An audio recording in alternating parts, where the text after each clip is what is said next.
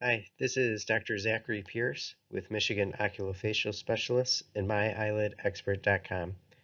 In this video, we'll review the typical postoperative instructions after tear duct surgery. You will receive a copy of these instructions prior to your surgery as well as on the day of your surgery. We will review them here in detail to help your understanding.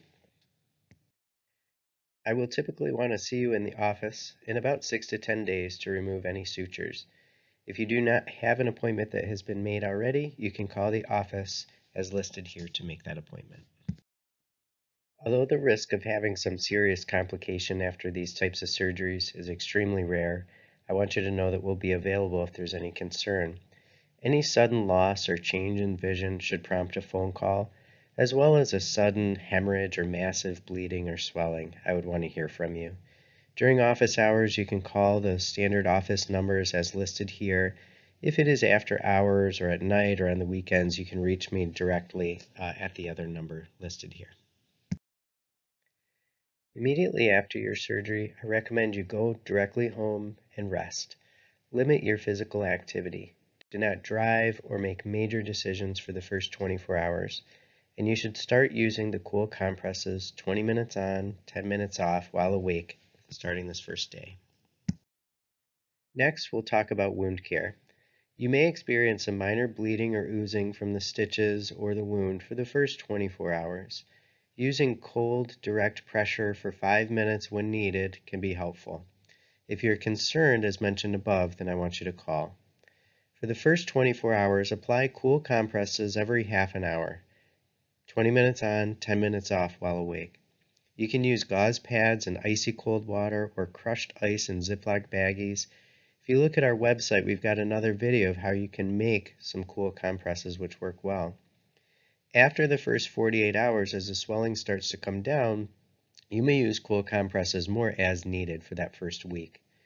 I recommend applying just a very small amount of Vaseline along the stitches once a day for the first 5 days. Do not pull or rub on the eyelids or surgical areas, and if you have a tube or a stent in place, do not rub on that tube or pull in the nose. I wanted to give you some specific instructions of caring for the tube or the stent. There are several ways we can put a stent in the tear duct, but as you can see here, from a distance you can't even tell that it's there. If you look up close or pull down the eyelid, you may see a small loop on the inner corner of the eyelid. There's a clear plastic thread-like tube going through the tear duct as seen here. This is normal. Do not pull or rub on this area to avoid dislodging the tube.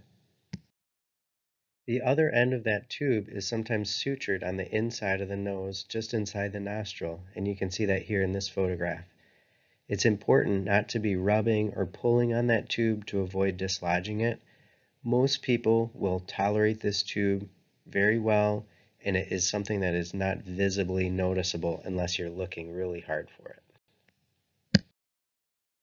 Next, I wanted to discuss caring for your eye and your nose after tear duct surgery. If you were given a prescription eye drop, typically we'll use that in the operated eye 3 times a day for 1 week and then stop it. We recommend starting using some saline nasal spray the day after surgery, and you can use that 4 times a day for about a month. This will help to flush out any crusting or scabbing in the nose and help keep your nasal airway open. It will also minimize the need for wanting to pick or pull inside the nose and avoid dislodging that tube. We often recommend using artificial teardrops 3 to 4 times a day as needed because sometimes the eye will feel scratchy or dry right after surgery. We recommend using an eye shield at bedtime for 10 days to avoid rubbing or pulling on your eye during your sleep. This will be given to you on the day of surgery, and typically one single piece of tape across can hold that in place. You should not wear contact lenses for the first 2 weeks. Luckily, this type of surgery is not typically very painful. Pain is usually well controlled with Tylenol and the ice packs. Tylenol or acetaminophen may be used as needed for pain, and you can reference the instructions on the packaging for dosing. I would recommend not using aspirin, NSAIDs such as Motrin, Advil, ibuprofen, etc. for the first 2 days. If you are taking anticoagulation medication, I will put specific instructions of when to restart that, as long as there's no bleeding issues.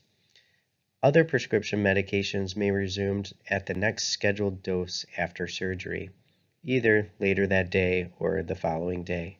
Vitamins and supplements may be resumed after 2 days.